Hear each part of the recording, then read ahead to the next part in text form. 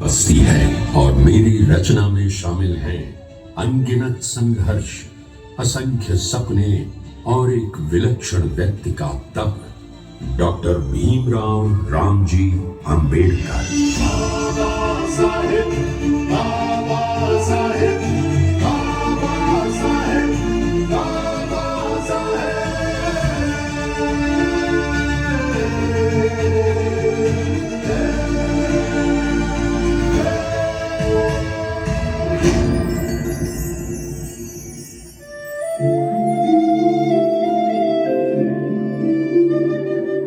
आज मैं स्वयं अपनी कहानी सुनाने आया हूं।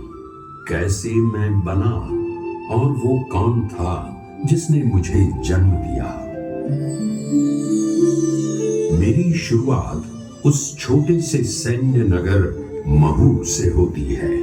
14 अप्रैल 1891 एक साधारण घर में जन्मा एक असाधारण बालक भीमराव।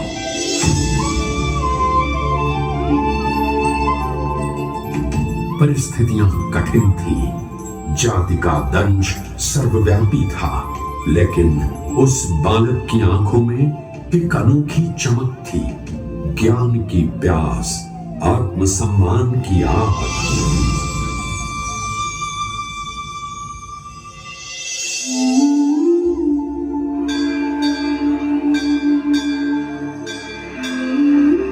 स्कूल का वो दिन मैं कभी नहीं भूलूंगा।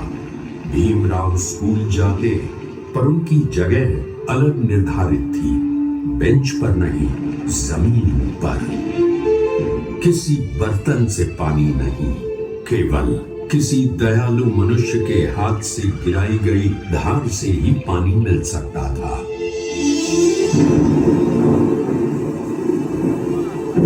जब बारिश की वजह से स्कूल का सेवक नहीं आया, छोटा भीम प्यासा बैठा रहा।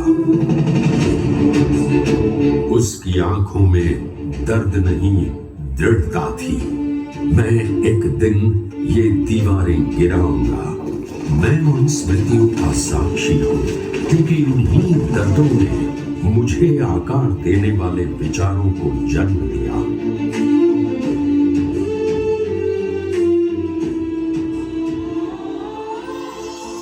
उस समय कोई सोच भी नहीं सकता था कि वही बालक आगे चलकर दुनिया के श्रेष्ठ संस्थानों में पढ़ेगा। बड़ौदा राज्य की छात्रवृत्ति ने उसे विदेश भेजा। कोलंबिया यूनिवर्सिटी में, जहां ज्ञान की विशाल नदी बहती थी, भीमराव ने शिक्षा को न केवल साधन बल्कि मुक्तिदाता के रूप में देखा। वो अर्थशास्त्र, राजनीति, समाजशास्त्र, हर विषय में गहराई से उतरे। मुझे याद है वो क्षण जब उन्होंने अपने शोध पत्र लिखे। उनके हर शब्द में भारत की पीड़ा की प्रतिध्वनि थी और भारत के भविष्य की आशा भी। फिर लंदन स्कूल ऑफ इकोनॉमिक्स, जहां उन्होंने दो डॉक्टरेट प्राप्त किए। दुनिया ने देखा ये युवक केवल पढ़ने नहीं आया था, बल्कि इतिहास बनाने चला था।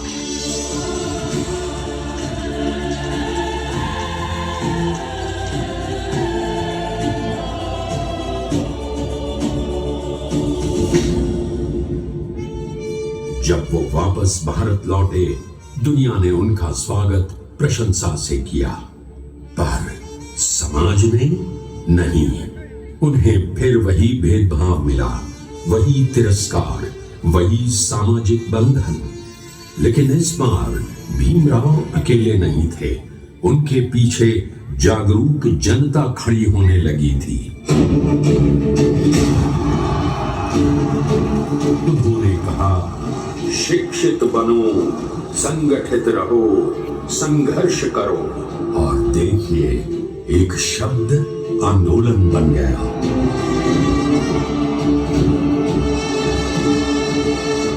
महान सत्याग्रह, जब पानी पीने का अधिकार भी लड़ाई का कारण बना। उनका आंदोलन कोई क्रोध नहीं था, वो एक सभ्य समाज की पुकार थी। यहीं से मेरे बनने की दिशा तय हो चुकी थी।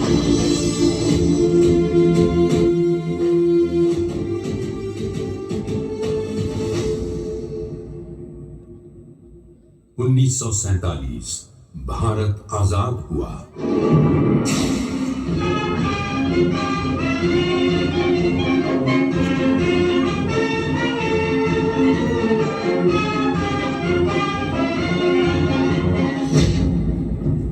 देश नया था पर घाव पुराने थे।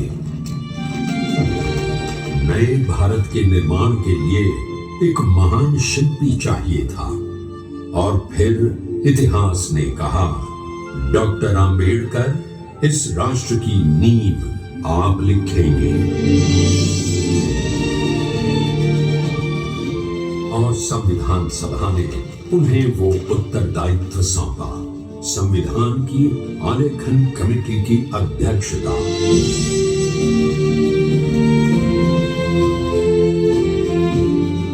संविधान सभा की विशाल बैठकें, लंबी बहसें, दिन रात चलने वाले विचार विमर्श, और मेरे हर पन्ने पर उनके विचारों का प्रकाश उतरता गया। हर अनुच्छेद में न्याय, हर पंक्ति में समानता, हर अध्याय में स्वतंत्रता। उन्होंने मजदूर, महिला, किसान, दलित, अल्पसंख्यक, हर उस नागरिक को आवाज दी। और उसी समानता की भावना को आगे बढ़ाते हुए डॉक्टर भीमराव रामजी आंबेडकर ने हिंदू कोड बिल प्रस्तुत कर नए भारत के निर्माण में महिला अधिकारों का नया अध्याय प्रस्तुत किया।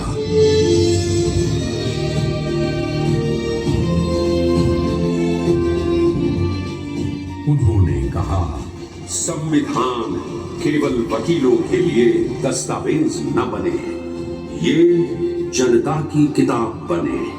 और आज मैं गर्व से कह सकता हूं, मैं वास्तव में जनता की किताब हूं।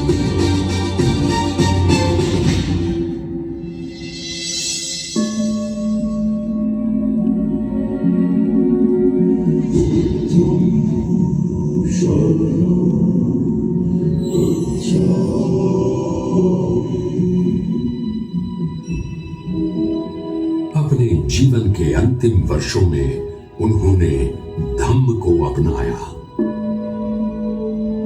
बुद्ध के मार्ग को, जो करुणा, शांति और समानता पर आधारित है। उन्होंने कहा, मैं ऐसे धर्म को नहीं मान सकता जो मनुष्य को मनुष्य ना समझे। उनका धम्म, उनकी करुणा मेरे हर मूल्य में बसती है। मैं उनका ही प्रतिबिंब हूं। उनकी भूमिका देश की एकता, अखंडता, महिला समानता, अल्पसंख्यक सुरक्षा आदि में परिलक्षित होती है तथा भारतीय संविधान एवं बौद्ध धर्म की पुनर्स्थापना कर सिद्धता स्थापित करती है।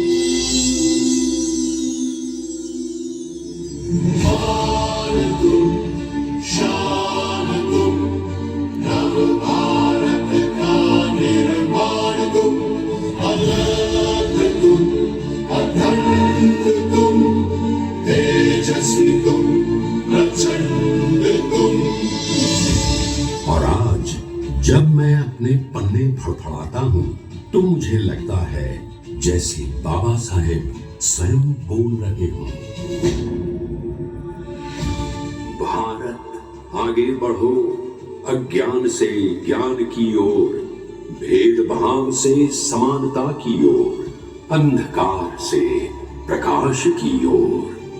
आज मैं भारत का संविधान ये घोषणा करता हूं, मैं केवल कानून नहीं, मैं आंबेडकर का सपना हूं।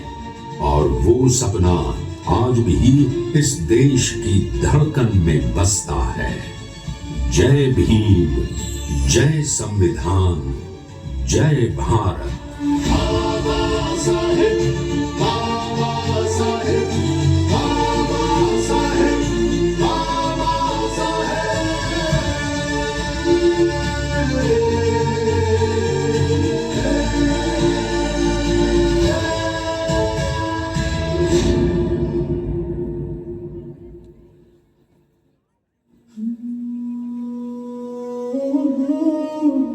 संविधान की रचना में हर आंसू का मान है, अन्याय के अंधेरों से बनता नया विधान है। हर शब्द में न्याय लिखा, हर पंक्ति में सम्मान है। बाबा साहेब के सपनों का ये जीवित संविधान है। शपथ ये हम दोहराए आज, समानता का अभिमान रहे, हर दिल में एक ही स्वर गूंजे। मेरा भारत महान रहे।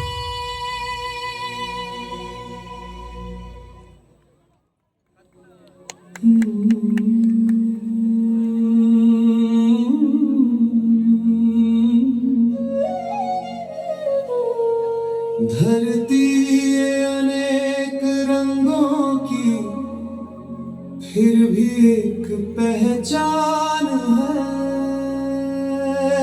भाषाएं भले बदलती रहे, दिल में हिंदुस्तान है।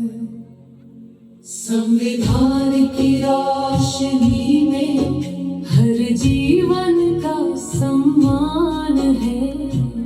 सपनों को जो पंख दे वो भारत महान है। ये एकता की आवाज है, हर दिल का ये अरमान है। बाबा साहेब के सपनों का ये जीता जागता हिंदुस्तान है।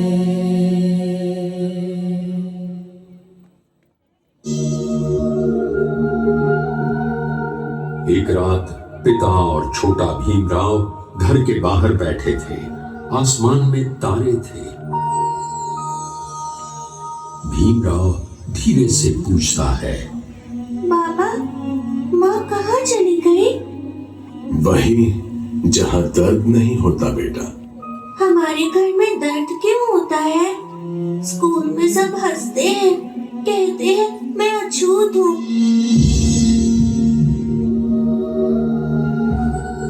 अछूत क्या होता है बाबा? राम जी के लिए ये उत्तर आसान नहीं था। वे चुप रहे, फिर धीरे से बोले,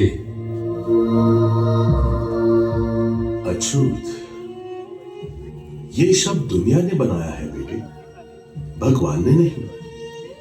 लोग मानते हैं कि कुछ लोग छूने से भी गंदे हो जाते हैं, पर याद रखना, गंदगी शरीर में नहीं, सोच में होती है। तो मैं गलत नहीं हूँ, दुनिया गलत है। तुम बिल्कुल गलत नहीं। एक दिन तुम भी बताओगे दुनिया को कि इंसान क्या होता है।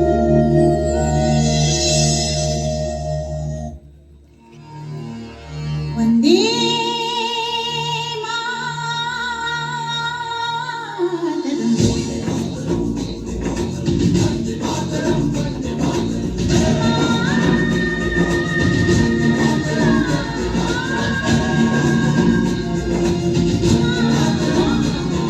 एहसास थोड़ा तो जगाए अपने दिलों में।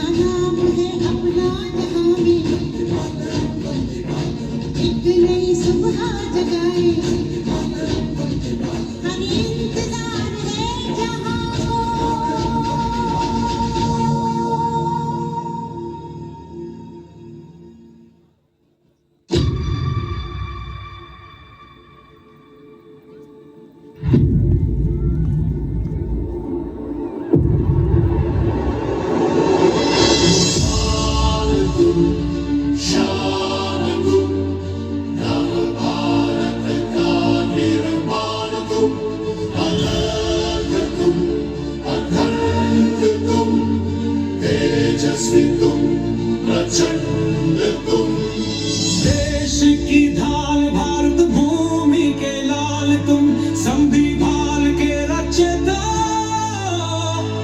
हर बुरी के अभिमान तुम। मैं भारत का संविधान एक पुस्तक मात्र नहीं बल्कि एक जीवंत धरोहर हूं। मेरे पन्नों में इस महान राष्ट्र की आत्मा बसती है और मेरी रचना में शामिल हैं अनगिनत संघर्ष, असंख्य सपने और एक विलक्षण व्यक्ति का तप, डॉक्टर भीमराव रामजी अंबेडकर।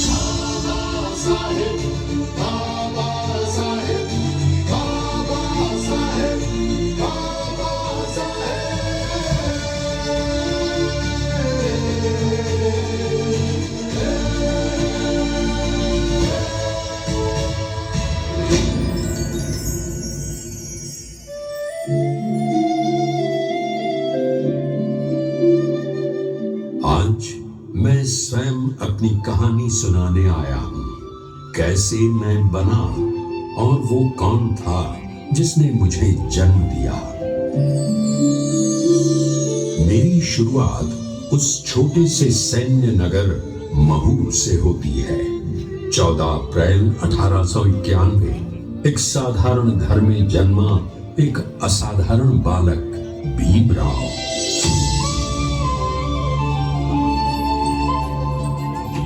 परिस्थितियां कठिन थी।